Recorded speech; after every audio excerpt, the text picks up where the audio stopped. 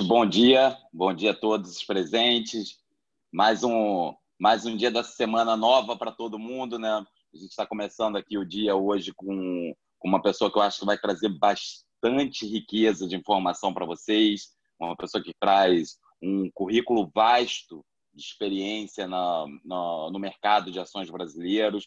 Então, vou apresentar para vocês já. Espero que vocês gostem. Mais um dia, pelo menos hoje, aparenta que é um certo nível de refresco, né? Mas como a gente está vivendo um cenário de uma montanha-russa, eu acho que quem sou eu para falar desse cenário perto desse convidado de hoje? Então, mais uma vez, bom dia a todos os presentes. Apresentando para vocês aqui, estamos com o Pedro Sherman.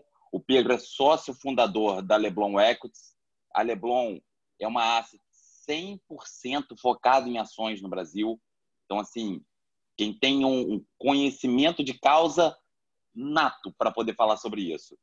Pedro tem 25 anos de experiência no mercado acionário brasileiro, então já enfrentou diversas crises, né? Acho que se a gente for começar a enumerar aqui, passou por crise na Rússia, na Ásia, atentados em 2001, crise global em 2008, Joesley, caminhoneiros. Se a gente for falando aqui a quantidade de crise, eu acho que eu vou ficar o tempo inteiro comentando, né, Pedro? Então, Pedro vai trazer uma riqueza muito grande de conhecimento para vocês e vai contar um pouquinho da visão do que está acontecendo, como foram os últimos dias na Leblon e o que a Leblon está esperando para o futuro.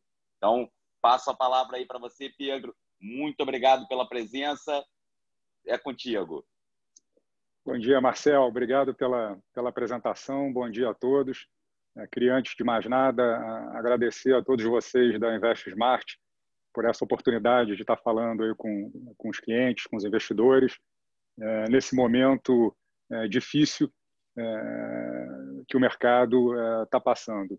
Como você bem colocou na tua apresentação, quer dizer, eu trabalho com análise de empresas e gestão de fundos de ações desde 1995, né? Já são 25 anos. Então, eu tive, eu não vou dizer a felicidade, mas a oportunidade de vivenciar uma série de crises que nunca são idênticas umas às outras, mas que trazem aprendizados importantes para essa crise que a gente está vivendo. A primeira delas foi a crise do México, em 1995. Depois a gente teve a crise da Ásia, em 1997, que culminou com a crise russa de 98 e a desvalorização cambial brasileira de 1999.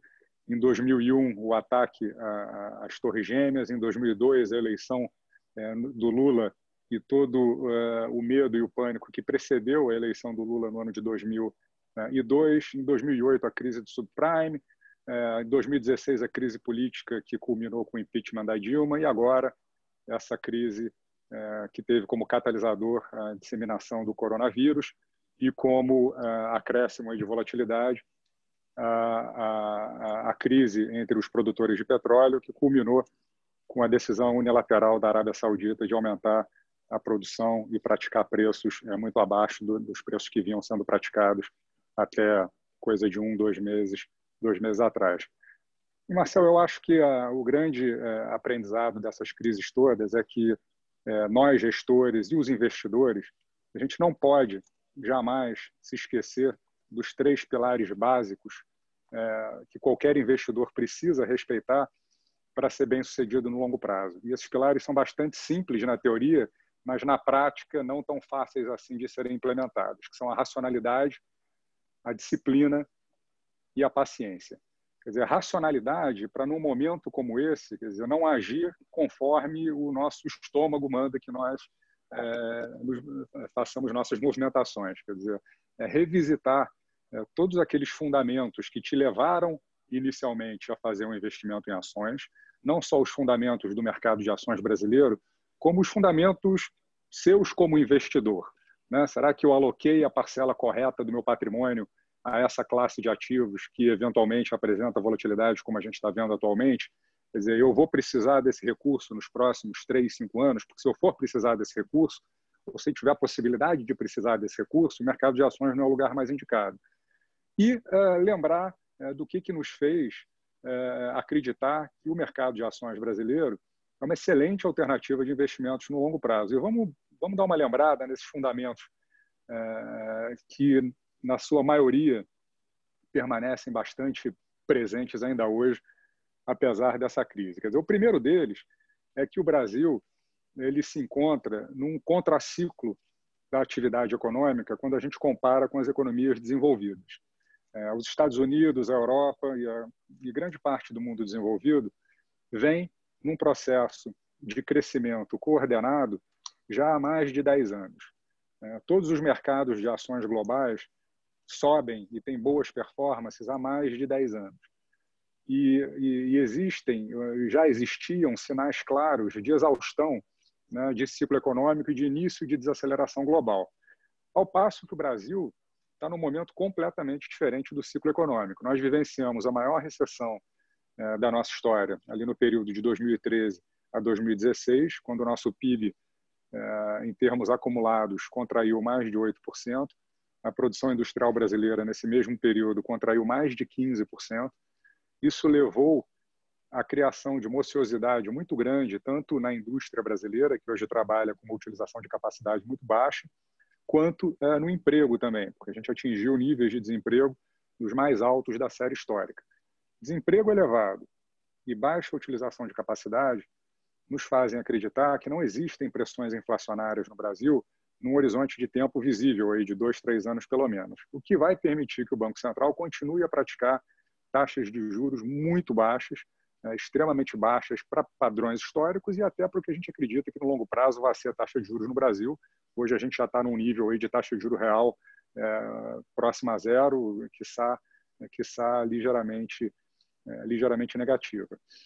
Essa recuperação da economia brasileira, que já vinha contratada, quer dizer, a gente tinha uma recuperação, embora tímida, o Brasil estava claramente no processo de aceleração do crescimento, diferentemente do restante do mundo, ele pegaria as empresas brasileiras numa forma muito melhor do que essas empresas se encontravam há 7, 8, 10 anos atrás. E por quê? Quer dizer, quando a gente olha para a Bolsa de Valores, o que a gente tem ali são as 300, 400 melhores empresas do Brasil. Só a elite empresarial que consegue chegar na Bolsa de Valores. O Brasil tem centenas de milhares de empresas e só 400 estão na Bolsa. Então, tem uma seleção natural.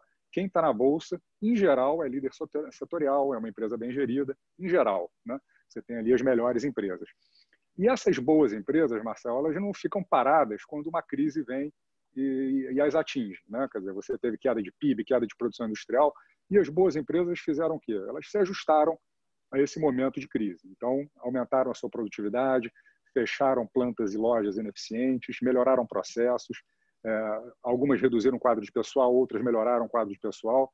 Enfim, tornaram-se empresas potencialmente mais rentáveis para o momento em que o ciclo econômico voltar a ser favorável no Brasil, a gente voltar a ter um crescimento, e nesse momento essas empresas muito provavelmente registrarão lucros muito superiores àqueles que elas registraram há 10 anos atrás, antes de terem feito todo o ajuste que fizeram. Um outro pilar importante da nossa tese, isso desde 2016, 2017, era o preço baixo das ações brasileiras. Sob qualquer métrica que você olhasse, nos anos de 2016, 2017 e 2018, as ações brasileiras estavam muito baratas, né? Isso deixou de ser verdade no segundo semestre de 2019, né? A Bolsa teve uma forte valorização em 17, 18 e 19, e no segundo semestre de 2019 a gente já via as ações brasileiras negociando com um prêmio, em termos de múltiplo de preço-lucro, em relação à média histórica dos últimos 10 anos. Eu diria que era um prêmio até, de certa forma, justificável, na medida em que o indicador preço-lucro ele é a função da taxa de juros, que é o custo de oportunidade, e da perspectiva de crescimento dos lucros das empresas. Ora, a gente está com a menor taxa de juros da história e a gente acreditava que os lucros cresceriam pelo motivo que eu acabei de mencionar, então isso justificaria um múltiplo PL superior à média histórica. Mas o fato é que ele não estava, você não podia dizer que em termos históricos as ações estavam baratas. Depois do que aconteceu recentemente, essa queda aí de cerca de 40% do índice Bovespa, com algumas empresas como Petrobras, que eram mais de 60%, e várias outras que chegaram a cair mais de 60%, hoje a gente pode afirmar com bastante segurança e com bastante convicção que as ações estão extremamente baratas, né? Significa que elas podem estar mais baratas daqui a um mês, ou um mês e meio, ou 15 dias? Claro, isso sempre pode acontecer.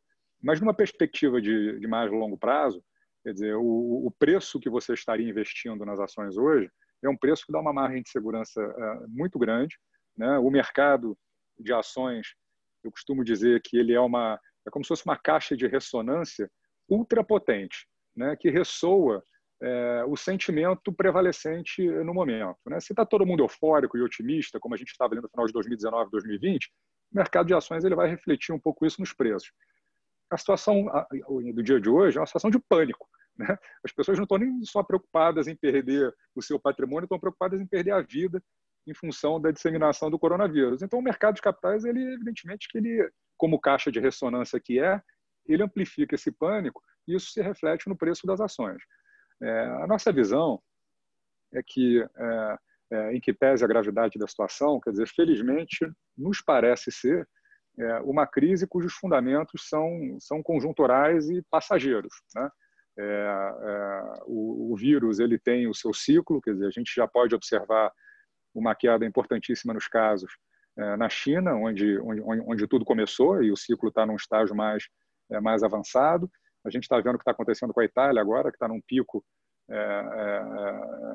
dramático, eu diria, da evolução cíclica do vírus, mas a tendência é que, em alguns meses, né, a situação se estabilize, né? Esperamos que com o menor número de casualidades possível, e depois a tendência é que, enfim, a gente volte aí para uma normalidade e, ao chegar no final do ano de 2020, quer dizer, o mais provável é que a gente olhe para trás e veja esse momento que a gente está vivendo hoje como tendo sido aí olhando especificamente para a questão de investimentos, como uma daquelas oportunidades que aparecem, enfim, poucas vezes a cada década para você fazer um investimento.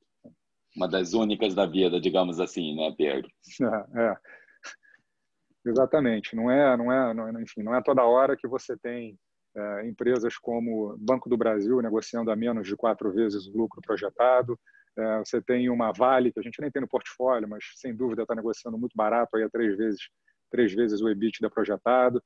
Uma Petrobras, que num cenário do petróleo voltando ali para $50, ela estaria negociando também a menos de 4 vezes o lucro. Quer dizer, eu estou no mercado há 25 anos, eu nunca vi Petrobras negociar a menos de 4 vezes o lucro.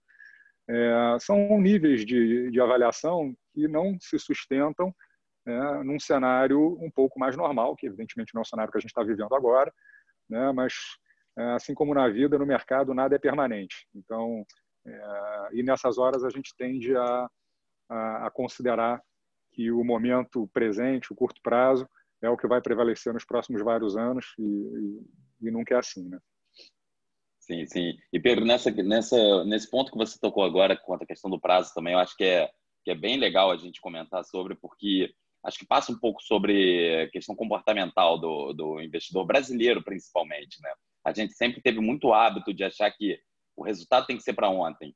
E a gente está passando, como você mesmo comentou, um momento único, onde a nossa taxa de juros nunca teve no patamar que a gente está hoje. A gente está vendo aí diversas empresas com preços que realmente é você passar numa liquidação, digamos, para quem gosta do mercado, para quem acompanha, mas, ao mesmo tempo, a gente tem que adequar isso a prazo, porque a gente escuta muito dos investidores a seguinte questão: tá barato? É para eu entrar agora? Queria até que você comentasse um pouquinho disso, do que vocês acham de, primeiro, poxa, como que vocês aí na Leblon estão vendo a questão de prazos, de, não, dá para a gente entrar agora é o momento, digamos, é o ponto final da curva de queda, ou o que ainda pode trazer de efeitos, ainda o corona pode trazer de efeitos para o Brasil? Depois tem até uma pergunta sobre um dos medicamentos testados, eu sigo com ela em seguida. O que a gente pode afirmar com bastante convicção é que a gente está numa região de compra, né? É absolutamente impossível cravar que esse é o melhor momento para você comprar ações. Pode estar mais barato na semana que vem, podem acontecer fatos novos nos próximos dias que façam com que as ações fiquem ainda mais baratas. Agora, se você tem uma reserva de capital, uma disponibilidade que você não vai precisar tocar, digamos, nos próximos 3 anos, pelo menos, né? Se você se convencer, né, de que esse é um dinheiro para aposentadoria, para o longo prazo, né, e não ficar muito obcecado ali com as variações diárias das cotações, do preço das cotas do fundo que você escolher, com as notícias de jornal que vão ser massacrantes aí nos próximos dias, como tem sido, né, 24 horas por dia de noticiário, de pessoas morrendo, de pessoas se contaminando, de hospitais enchendo. Enfim, é um bombardeio de notícias ruins muito grande. Você tem que tentar se blindar um pouco disso.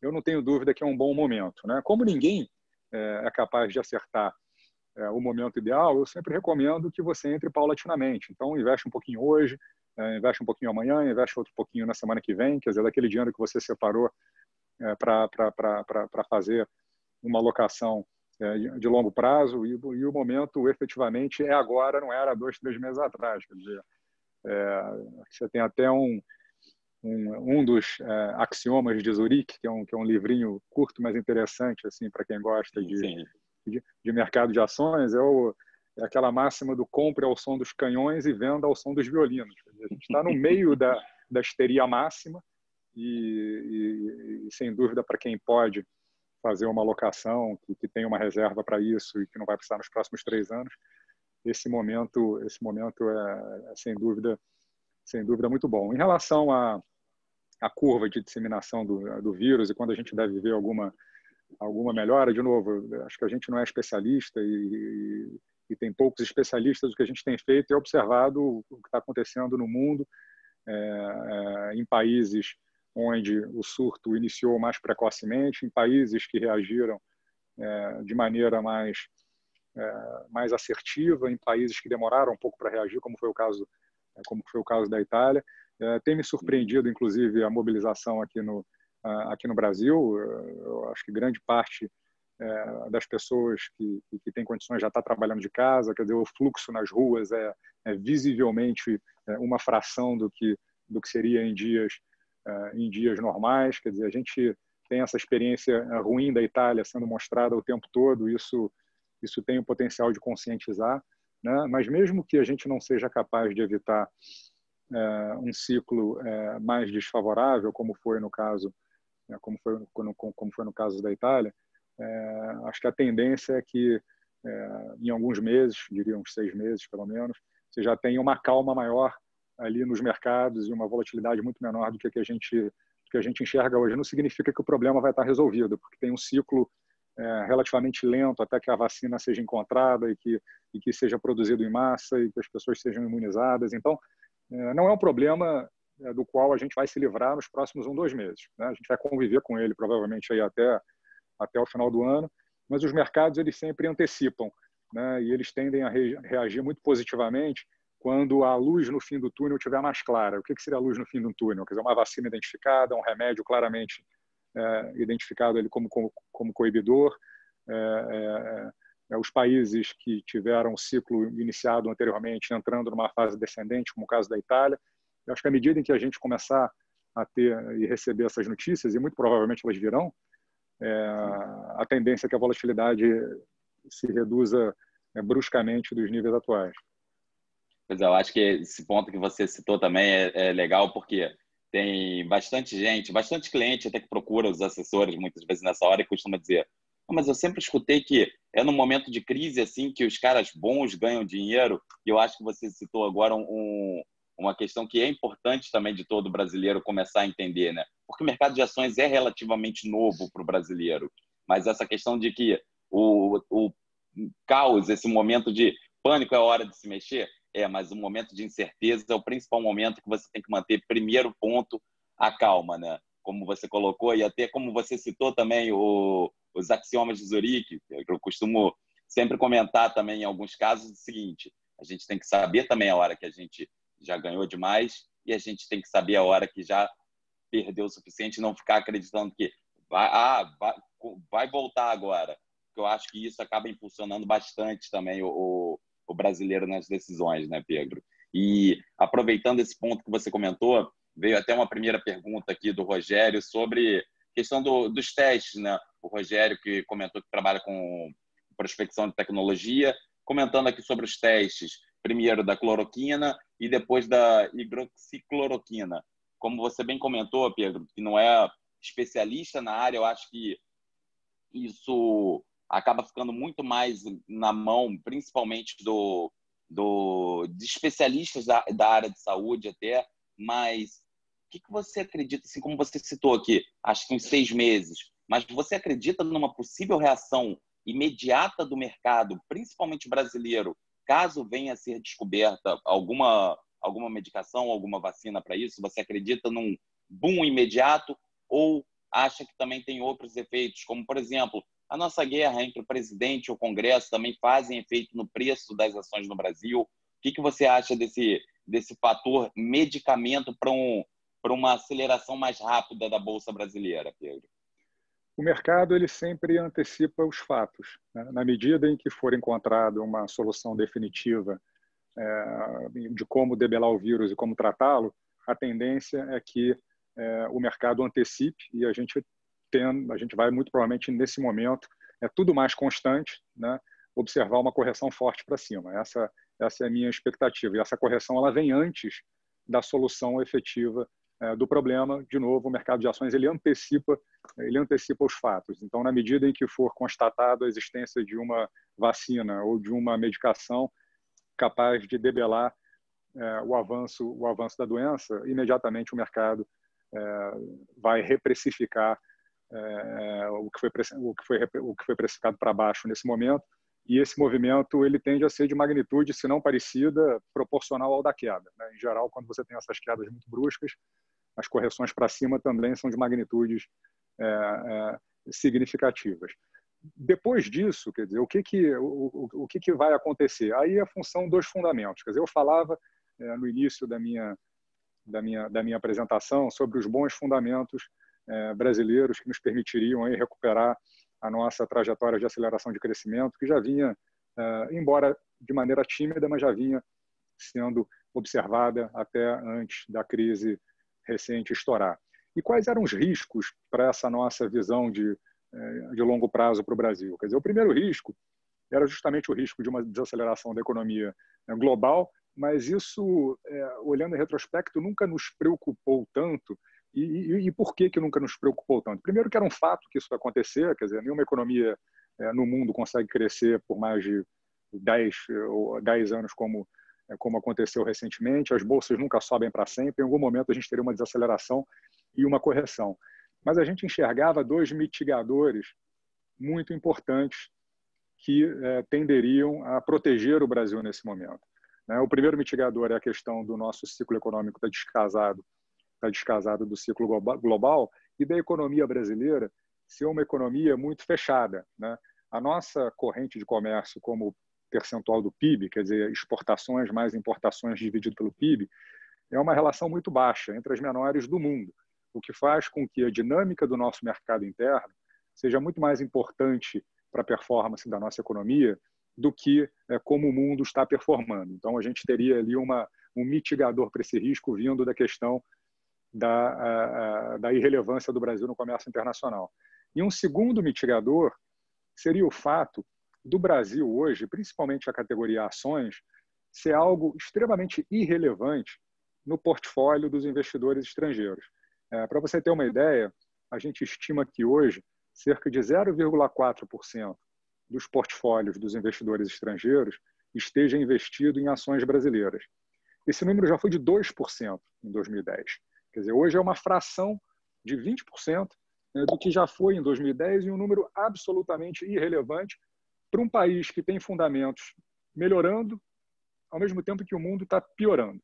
Ou seja, a gente sempre acreditou que o Brasil tinha muito mais a ganhar em termos relativos, né, de participação nas carteiras globais, do que a perder em termos absolutos, caso a aversão a risco aumentasse ainda mais, e como está acontecendo agora, e os investidores optassem por sair ainda mais do Brasil. Então, isso era um mitigador importante.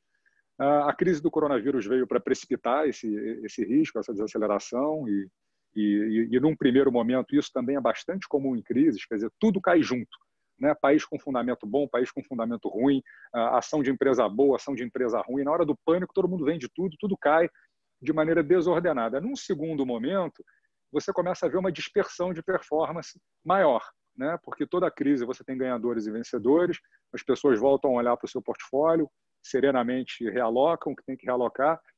E nesse momento, quer dizer, a tendência é que o Brasil seja visto como, em termos relativos, de uma maneira mais positiva do que ele tem sido visto até aqui e não tem merecido muita atenção dos investidores estrangeiros.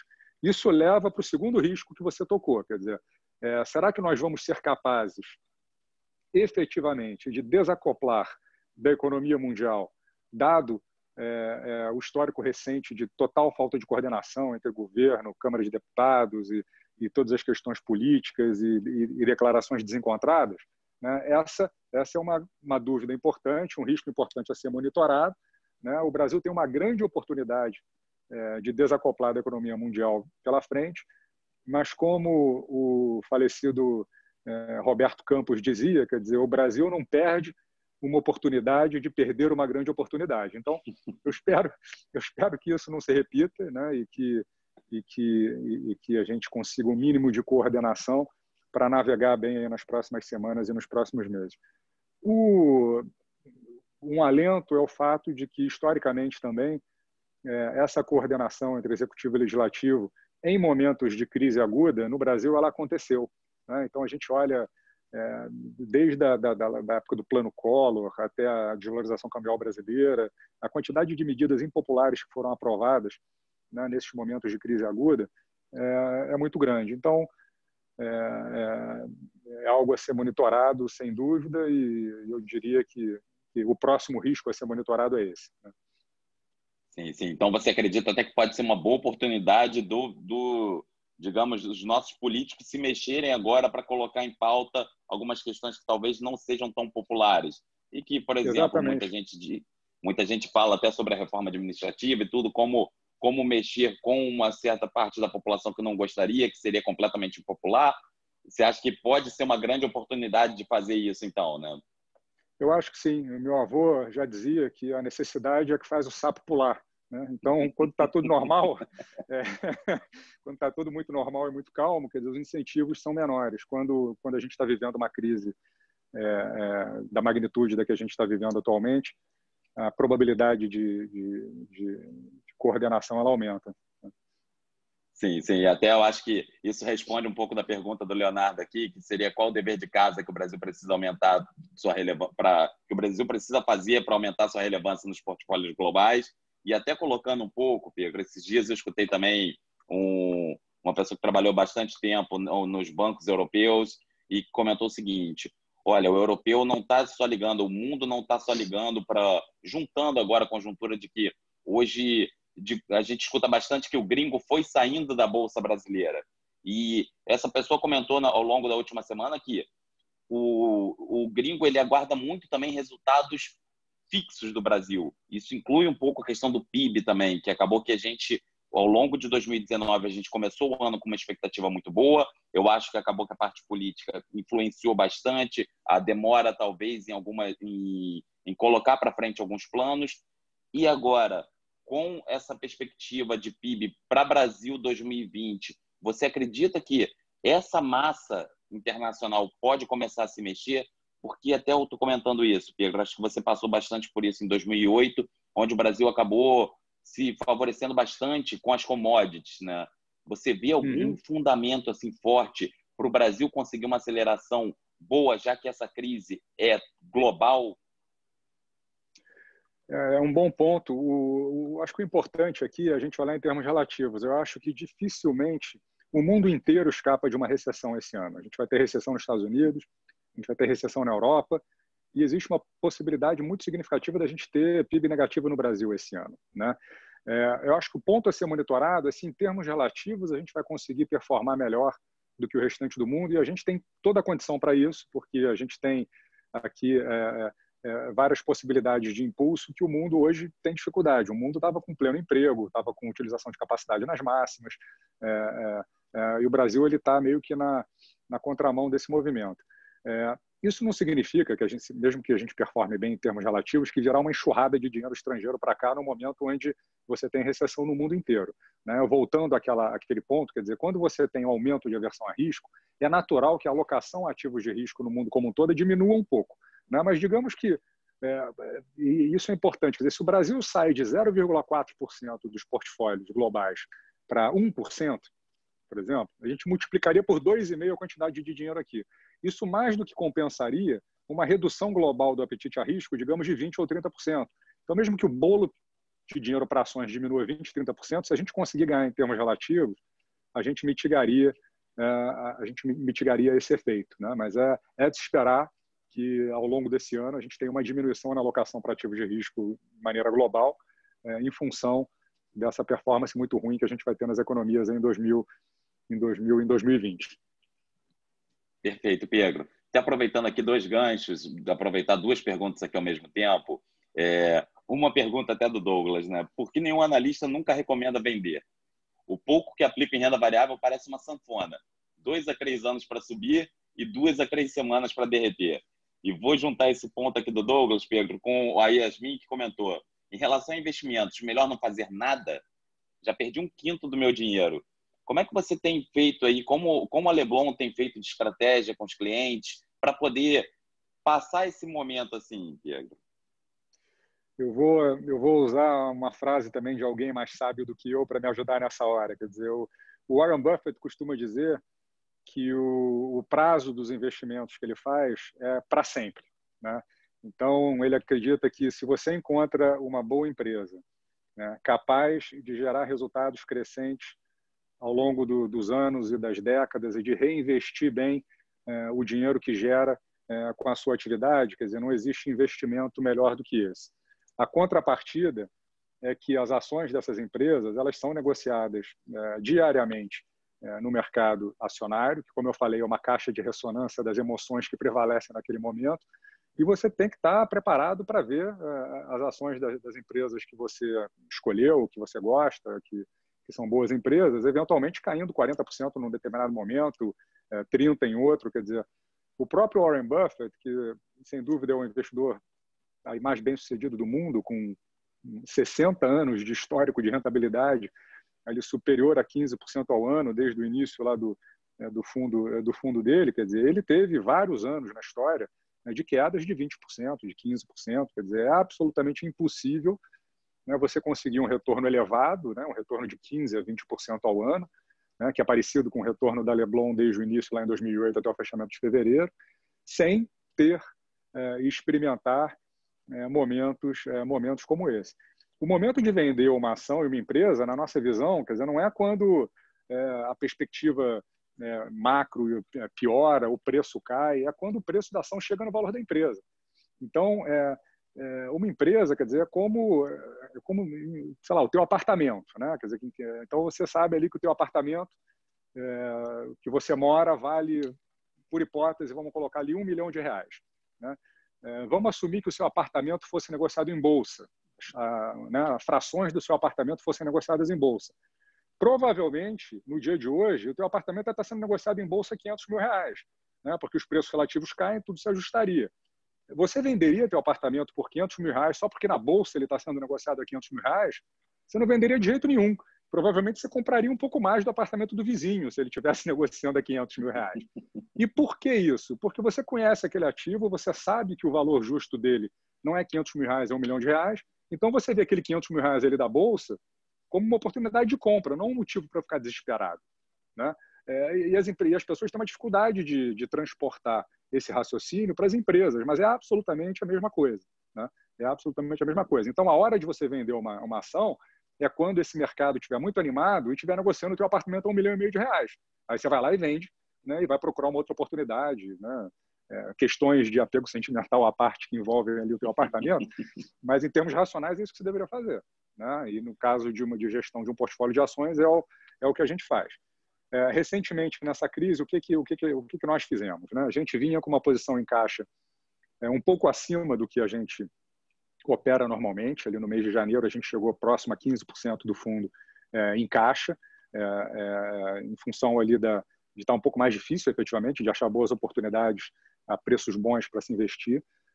À medida em que a crise foi se instalando e os preços foram caindo, a gente não só começou a reduzir essa posição de caixa, que hoje está em torno de 8%, como fez algumas modificações na carteira. Então, por exemplo, via varejo, é uma posição que nós começamos a vender ali em janeiro, fevereiro, e terminamos de vender semana passada, 10 dias atrás, já depois do preço ter caído bastante, né? E por que nós fizemos isso, né? A gente não é porque o preço da ação caiu, né? Até porque a gente começou a vender quando a ação estava 14, 15 reais e terminamos de vender ali quando a ação estava 7. E essa venda a 7 também não foi porque o preço da ação caiu. Quando nós compramos via varejo, quer dizer, nós acreditávamos que a chance da empresa ser bem sucedida no seu processo de reestruturação, que foi iniciado depois da venda do controle pelo Grupo Pão de Açúcar, era muito alta, né? Eles melhoraram bastante ali a gestão da empresa, né? Colocaram um CEO que é um profundo conhecedor do negócio, o Roberto Fuchsenberger, que tinha mais de 20 anos ali, né, como executivo de Casas Bahia. O Fuchsenberger fez uma diretoria de altíssimo nível e a gente acreditava que eles tinham total condições de implementar o turnaround, em que pese o tamanho da reestruturação que eles precisavam fazer, né? É uma empresa que estava rodando ali com uma margem EBITDA ligeiramente positiva, mas muito baixa, ali de 2% mais ou menos. Eles precisariam levar essa margem para cerca de 8% ali na nossa visão, num período de tempo ali de uns 2 anos.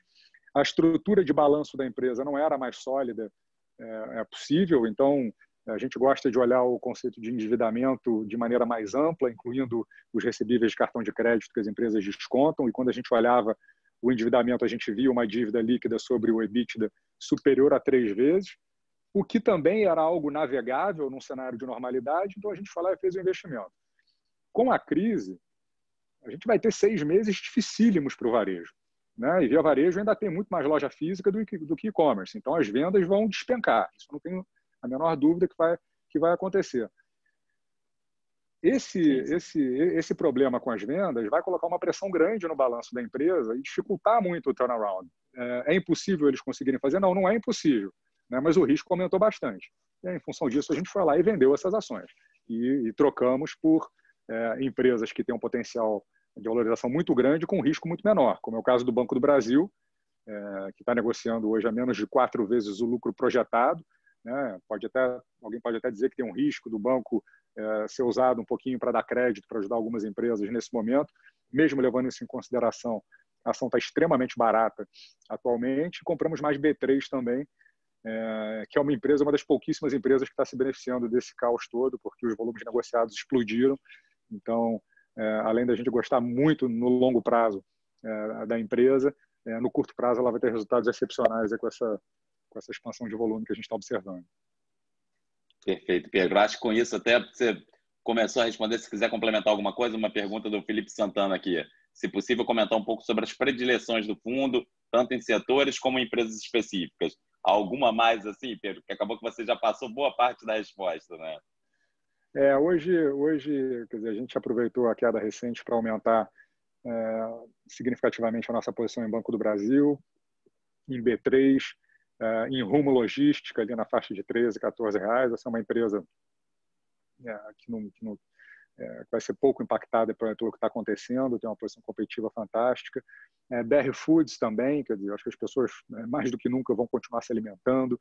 A empresa tem uma vantagem competitiva no longo prazo na produção de proteínas muito significativa e as ações caíram 65%, a gente achou completamente injustificado e aumentou aí consideravelmente a nossa posição também. Então, hoje, entre as 5 principais posições do fundo, a gente tem essas aí que eu mencionei agora.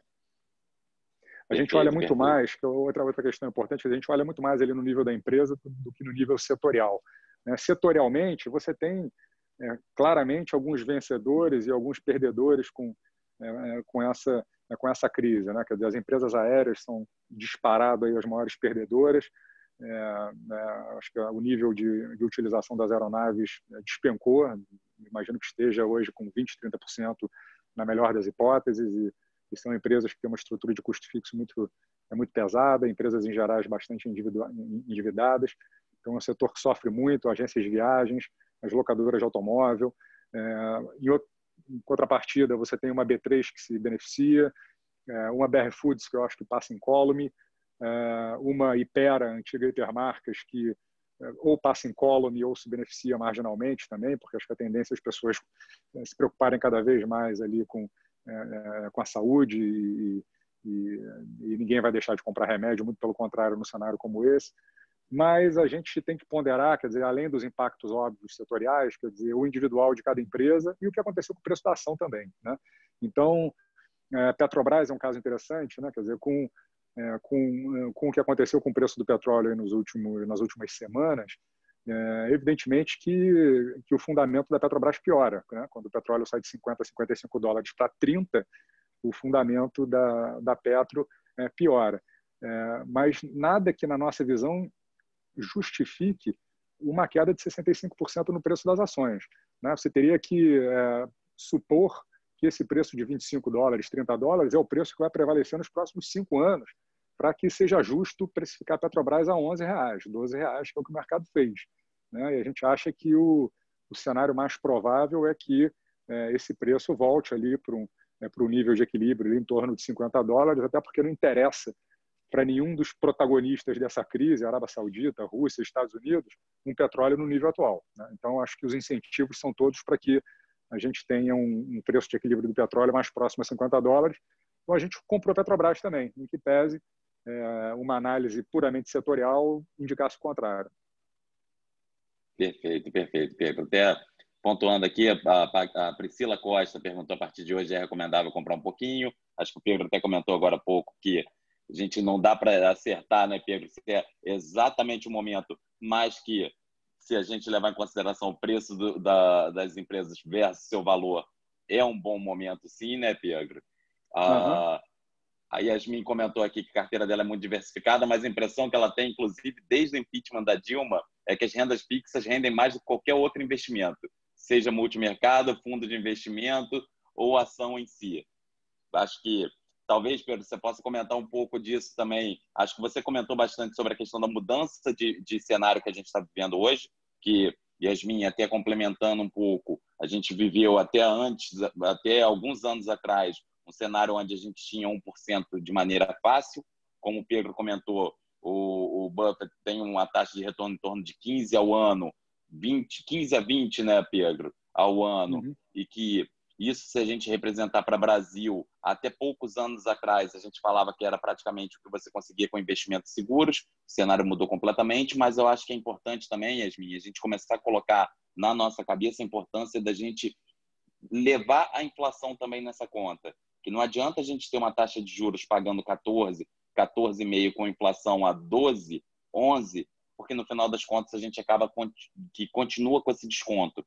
Só que na grande realidade o que a gente vive hoje é um momento completamente diferente, né, Pedro? A gente vive uma taxa de juros hoje a 3 e pouco, quando a inflação real de cada uma das pessoas envolvidas aqui nesse Zoom, ela não caiu para algo em torno de 3, né? Ela continua aí com seus impactos próximos a 7, 8, quiçá 10%, né, Pedro? A gente vê isso pelo reajuste das escolas, por exemplo, para quem tem filhos, que acaba que o orçamento da educação pesa bastante. Então, acho que isso força também um pouco, Yasmin, a gente começar a rever as maneiras de investimento. Talvez essa visão que você tem de que, não, parece que a renda fixa rende mais, seja por você estar observando esse momento tão ímpar, né, Pedro? Que até aproveitar para perguntar se você vê algum tipo de similaridade entre esse momento tão ímpar na história mundial com alguma outra das crises que a gente passou.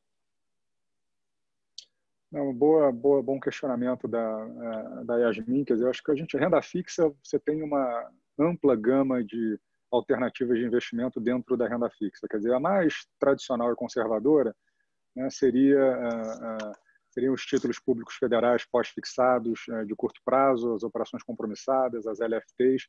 E essas hoje, quer dizer, elas vão te render, se você fizer, a gente está conversando hoje, dia 20 de março de 2020, se você investir seu dinheiro hoje numa LFT, líquido de imposto, você vai ganhar cerca de 3% ao ano, né? 3% ao ano, na melhor das hipóteses, é a inflação geral, né, do país para o ano de 2020. Como o Marcel bem pontuou, dependendo da sua cesta de compras, a tua inflação é muito maior do que essa de 3%. Né? Mas, na melhor das hipóteses, você estaria fazendo um investimento com retorno real descontado a inflação de 0. Né? Se você for um pouco mais agressivo, por exemplo, e olhar uma NTN-B de prazo longo, quer dizer, no dia de ontem, anteontem, elas chegaram a negociar a IPCA mais 4,9% de taxa de juros ao ano, né? Aí você já tem um retorno mais interessante. Inclusive, ontem, para os nossos fundos de previdência, nós compramos parcela do nosso caixa em NTNs-Bs com vencimento em 2050, pagando essas taxas aí de IPCA mais 4,9% ao ano. Em relação à experiência histórica, quer dizer, de novo, nesses momentos de pânico, né, quando você faz um investimento ali mirando para os próximos 3 anos, quer dizer, em todas as outras crises, quer dizer, ou em grande parte delas, o investimento que performou melhor foi o investimento no mercado de ações, né, seguido ali pelas rendas fixas mais longas e, por último, a renda fixa. É óbvio que quando você pega o momento atual, né, de estresse máximo do mercado e olha para trás no último ano, né, ou nesse ano, que a bolsa toda caiu 40%, vários fundos, ou a grande maioria dos fundos estão caindo também ali entre 30% e 50% nesse ano, aí realmente a renda fixa nos últimos 12 meses ou nesse ano ela está indo muito melhor, mas de novo é praticamente impossível você antecipar esses eventos, né, que são chamados cisnes negros do mercado, que aparecem uma vez a cada 3, 5 anos, como foi o evento do coronavírus. O que a gente tem que fazer nesse momento é ter serenidade e falar, e agora? Né? O que eu faço? Onde meu dinheiro deve estar? Eu já estou alocado? Já tenho o percentual alocado que é o máximo que me dá conforto, o que cabe aqui no meu portfólio? Tudo bem, não faz nada, fica tranquilo, eventualmente analisa, vê se o gestor está fazendo um bom trabalho, vê se a ação da empresa que você comprou, a empresa está performando bem ou não. Ou, se for o caso de você não ter ainda nenhum investimento de maior risco, eu não tenho dúvida que agora é um bom momento para começar a fazer uma alocação sem tentar adivinhar exatamente qual vai ser o momento melhor. O recomendado nessa hora é o seguinte, olha, quanto cabe do meu patrimônio nessa classe de ativos? 10%? Então, isso dá uma quantidade de dinheiro, pega essa quantidade, divide aí pelos próximos 30, 60 dias e vai fazendo paulatinamente o investimento, né, que na média você vai estar comprando muito provavelmente a preços muito bons. Perfeito, Pedro. Deixa eu aproveitar aqui e pegar três comentários diferentes, Pedro. O primeiro aqui perguntando se vale a pena manter Vale no médio prazo na carteira, se você vê uma razoabilidade de manter. E aproveitar aqui, Petrobras, você acabou comentando, né, Pedro, que sobre o preço de Petrobras hoje, mas se vale a pena manter no médio prazo. Uma outra pergunta sobre o setor elétrico, o que você considera de setor elétrico? E pintou uma pergunta que eu achei interessante aqui, que você acabou de comentar um pouco sobre as aéreas, setor de turismo, que pintou uma pergunta sobre CVC. Uma pergunta dizendo, CVC está na minha carteira, é um dos papéis que derreteu. Vale a pena vender? O que você acha sobre possível recuperação? Então, só para a gente pontuar, CVC e acho que setor turismo, depois dessa derretida, se vale a pena você apostar nelas, elétrico e Vale para médio prazo. O que você acha dessas três aí, Pedro? Bom, eu acho que Vale para o médio prazo é uma opção interessante. Quer dizer, o que nos faz não ter Vale hoje na nossa carteira é a nossa preocupação em relação à sustentabilidade do preço do minério de ferro nos patamares atuais ali acima de $80 a tonelada. A gente está num momento no mundo onde grande parte das commodities mais relevantes está negociando muito próximo do que a gente chama de vale do ciclo de preços. Então, você tem ali o petróleo oscilando entre $25 e $30, você tem a celulose muito próxima de $500, 480, que também é muito próximo das mínimas históricas, e o minério ele está num momento diferente, ele está num momento de preço relativamente alto. Eu acho que existem fundamentos e argumentos para sustentar que esse preço ele se mantém na medida em que o principal mercado formador de preço do minério é a China. A China já passou pelo pior momento do coronavírus e nem isso fez com que o preço do minério cedesse. Então, a tendência é que, se não cedeu até agora, talvez a gente tenha uma sustentação importante nesse nível de preços. E, se isso for verdade, Vale está baratíssimo, né?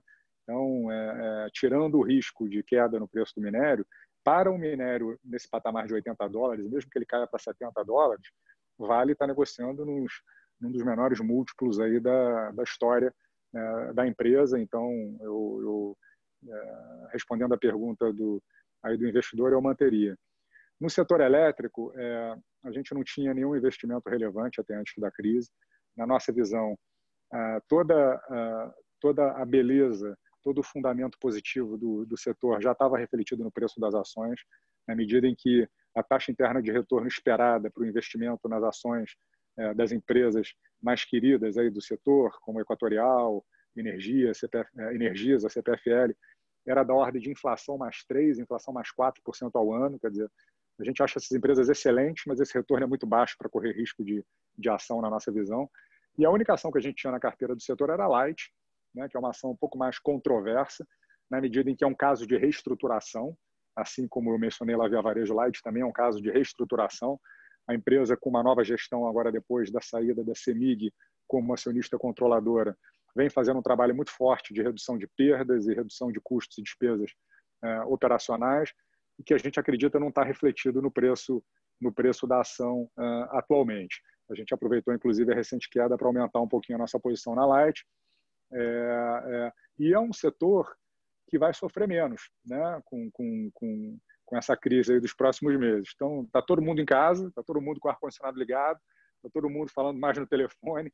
Então, acho que não só as empresas do setor elétrico, como telefonia e as utilities em geral, elas tendem a passar incólumes pela crise, a menos que sejam obrigadas a dar algum subsídio para os consumidores, que é algo que já está sendo discutido também. Mas, em termos de demanda, são empresas que vão ser praticamente nada impactadas.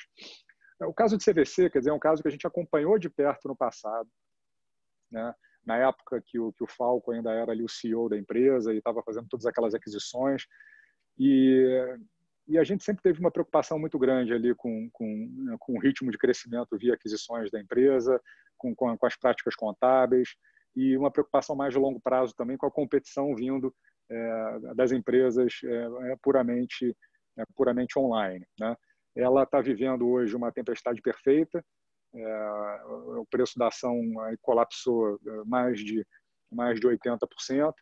E eu acho que eu precisaria dar uma revisitada ali nos números, no balanço da empresa, para checar efetivamente a fragilidade atual do balanço, que eu confesso não ter os números na cabeça nesse momento, para poder dar uma recomendação de saída ou não.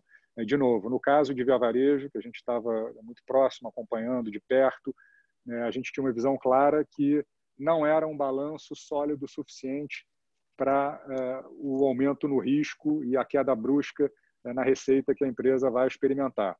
CVC vai experimentar uma queda brusca na receita, vai experimentar uma queda brusca na geração de caixa, mas eu preciso dar uma olhada se a empresa tem um colchão de balanço ou caixa suficiente para passar por essa tormenta.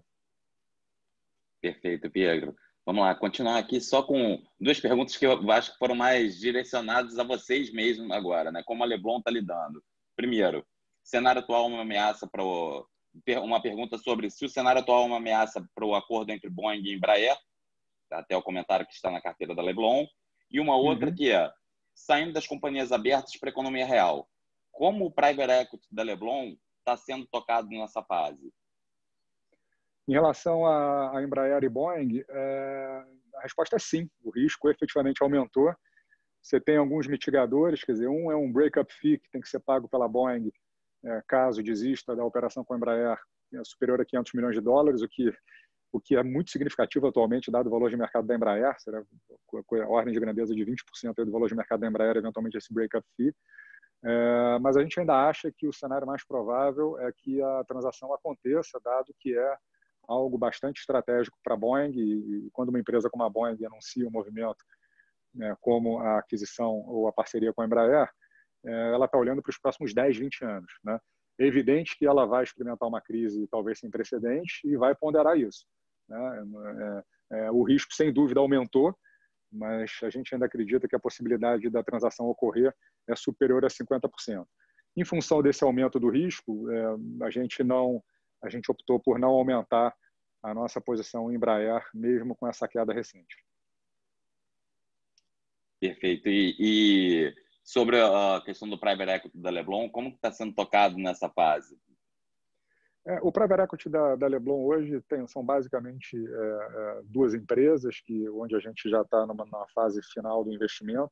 A gente não está mais procurando ativamente oportunidades de novos investimentos no private equity nesse momento. Quer dizer, uma das nossas empresas do private equity, que é a Priner, ela acabou de fazer o seu IPO na Bovespa, inclusive o timing não poderia ter sido melhor. Eu acho que ela foi a última empresa a fazer IPO ali no começo de fevereiro. Operação muito bem sucedida, várias pessoas físicas participaram. A empresa hoje tem mais de 10 mil acionistas e deu um retorno muito interessante ali para os nossos fundos de private equity. Mas hoje a gente não está ativamente procurando oportunidades de private equity, até porque na Bolsa tem coisa muito melhor e muito mais barata do que fora da Bolsa atualmente.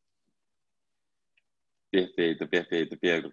Vamos lá, até estou pescando aqui, setor até para aproveitar um pouco do gancho dessa pergunta, Pedro, como está avaliando o setor de shopping e bancos e como que você vê essa mudança toda, esse lockdown todo, como que você vê também a questão dos fundos imobiliários, já que a gente sabe que boa parte desse mercado também inclui shoppings, como que você está vendo aí tanto esses dois setores e se puder pensar um pouquinho também sobre os fundos imobiliários, Pedro? Os shoppings, sem dúvida alguma, vão sofrer bastante esse ano. Os resultados vão ser muito ruins. Mesmo sem o lockdown completo, os fluxos já caíram mais de 50%, já tinham caído mais de 50%. E naturalmente, a gente vai ter uma piora operacional muito significativa. Por outro lado, e aí é o fato mitigador, quer dizer, a grande maioria dos shoppings conseguiu se capitalizar recentemente, quer dizer, a BR Malls fez uma capitalização, Allianz, Sonae fez capitalização. Então, esse momento vai pegar os shoppings ali com uma estrutura de balanço relativamente confortável. Então, eles vão ter, sim, um ano muito difícil, no ano de 2020. As ações sofreram bastante, a gente está olhando ali atentamente algumas oportunidades, porque o preço justo de uma ação é a função da capacidade de uma empresa ganhar dinheiro nos próximos 10 anos, né? E não só nos próximos 6 meses. Então, se o mercado exagerar em função do que vai acontecer com o resultado dos shoppings nos próximos 6 meses, são candidatos aí a gente aumentar a nossa posição na medida em que a gente acha que eles vão passar, em termos de balanço, capacidade de pagar a dívida, eles vão passar bem pela crise, vão ter uma brusca queda no resultado, porque o fluxo sumiu, mas vai ser um ano de prejuízo ou de resultados muito ruins, e a tendência é que depois volte à normalidade. Em relação aos fundos imobiliários, aí, enfim, tem que ser feita uma análise caso a caso, tem de tudo, né? Tem fundos imobiliários que investem em bons ativos, tem fundos imobiliários que investem em ativos não tão bons assim, mas é uma classe de ativos que eu acho que merece atenção e pode ser motivo de preocupação na medida em que, às vezes, tem-se a impressão de tratar-se quase que de um investimento de renda fixa que paga ali uma remuneraçãozinha todo mês, que é o aluguel, e que aquilo tem um risco muito baixo, mas, na verdade, aquilo é comparável em termos de risco a uma ação, né? Só que ela não oscila como oscila uma ação, e, às vezes, isso mascara o risco real dessa classe de ativos. Isso vale para os fundos de crédito privado também, né? Que embora, às vezes, quer dizer, aquela performance muito pouco volátil e sem emoção da cota, dá uma falsa sensação de segurança em relação ao portfólio, ao fundamento do portfólio, né? Porque, enfim, um crédito, quer dizer, a empresa está pagando até o dia que ela não paga mais e aquele negócio vira pó. O fundo imobiliário ele está indo muito bem até o dia em que os inquilinos param de pagar ou parte daquele prédio é desalugado e aquele fluxo de dividendos é interrompido e o investidor toma um susto, vende. Então, tem uma certa preocupação. Evidente que não é uma questão generalizada. Você tem fundos que investem em ótimos ativos, seguros e resilientes, mas tem de tudo, né? Perfeito, Pedro. Até a gente está caminhando já para o final agora aqui. Tentar uma pincelada das últimas perguntas aqui também, gente. Que foi o seguinte, Pedro. O pessoal perguntou aqui bastante também sobre o que acha de de uma cesta de ações com tema de e-commerce, Magalu, por exemplo. Comentaram sobre esses dois, assim, esses dois em específico. Questão de possibilidade de mudança de dividendos, o que você acha no país? E queria que você aproveitasse, Pedro, passasse um recado final também da Leblon, como que vocês esperam lidar para 2020. A pergunta que eu digo que não é nem do milhão, é do trilhão. Expectativa de vocês para a Bolsa também em 2020, expectativa para o Ibovespa para o final do ano, Pedro. Puder complementar com essas aí e fazer o recado final de vocês? Tá ótimo. Em relação ao momento para montar uma cesta de ações, eu acho que é bastante favorável. Como eu coloquei, a minha preocupação como investidor é muito mais empresa a empresa, especificidade a especificidade, do que o grande tema setorial. Então, você pode ter um tema que aparentemente é bastante interessante nesse momento, mas que o preço da ação já reflete isso, então não necessariamente você vai ganhar dinheiro comprando aquele tema ou aquele setor, né? Mas, de uma maneira geral, eu acho que o mercado ele penalizou muito, de forma generalizada, praticamente todas as ações de todas as empresas, então acho que é sim um bom momento para fazer uma cesta de ações, diversificando ali por setores, né? A outra dúvida sobre as empresas de e-commerce e Magalu, e também sobre a questão dos dividendos, se uma possível mudança agora desse cenário que pode acontecer com essas empresas que sempre foram bons pagadores de dividendos, né? Se pode haver alguma mudança, como, por exemplo, os bancos norte-americanos, segundo o comentário do André, que já começaram a cortar os dividendos. Claro, acho que tanto Magalu quanto as empresas de e-commerce, que são muito poucas no Brasil, a principal é a B2W, quer dizer, sem dúvida que as ações agora estão num patamar um pouco mais interessante, mas ainda assim a gente hoje tem dificuldade de encontrar muito valor numa Magalu, mesmo no preço atual, depois de ter caído bastante. Dito isso, quer dizer, eu considero a Magazine Luiza hoje a empresa mais eficiente do setor de varejo no Brasil, a que melhor está implementando a estratégia de e-commerce omnichannel, estão fazendo com brilhantismo e com maestria, mas o mercado já precifica, na nossa visão, grande parte do excelente trabalho que eles estão fazendo, né? A B2W tem melhorado também a sua performance recente, a relevância do marketplace no faturamento total, né, sob o conceito de GMV da companhia, vem aumentado bastante, o que tem ajudado muito na geração de caixa do negócio, mas também, de novo, o preço da ação é algo que hoje nos previne de ter um investimento nessa empresa. Em relação aos dividendos, pode acontecer uma redução no pagamento de dividendos de algumas empresas que vão ter um 2020 mais complicado do que esperavam há 6 meses atrás. Isso é uma das flexibilidades que as empresas têm para ajustar o seu fluxo de caixa para essa nova realidade. Uma é reduzir o pagamento de dividendos, outra é reduzir os investimentos. Eu acho que isso vai acontecer, sim, em larga escala, né? Então, eu contaria com isso, principalmente para aquelas empresas que estão nos setores mais afetados, né? E aí você tem as airlines, as companhias de viagem, as locadoras, a própria Petrobras, quer dizer, num cenário onde o petróleo fique num preço baixo por muito tempo, ela pode usar desse recurso para um alívio no fluxo de caixa. Então, acho que isso pode vir a acontecer sim. E para encerrar, Marcel, eu queria voltar no começo ali da minha fala e dizer que momentos como esse são intrínsecos ao mercado acionário, né? Ele costuma ter um comportamento maníaco-depressivo, isso é intrínseco de nós, seres humanos, participantes do mercado, e isso não vai mudar. Eu acho que o importante nessa hora é manter a serenidade, a racionalidade, a disciplina, a paciência. O que a gente tem feito na Leblon é marginalmente tentar melhorar a composição do nosso portfólio. A gente tem reduzido caixa, ao longo do ano reduzimos aí de 15% para cerca de 8%, com parcimônia, com critério. Fizemos algumas modificações na carteira, tiramos Via Varejo, aumentamos Banco do Brasil e B3, que a gente acredita que tem um potencial de valorização enorme com risco muito, muito menor. E é o que a gente vai continuar fazendo aí ao longo dos próximos dias e semanas. Né? Os nossos fundos Leblon Previdência 49, Leblon Previdência 70 e Leblon Previdência 100, além do Leblon Ações, todos eles estão seguindo essa estratégia.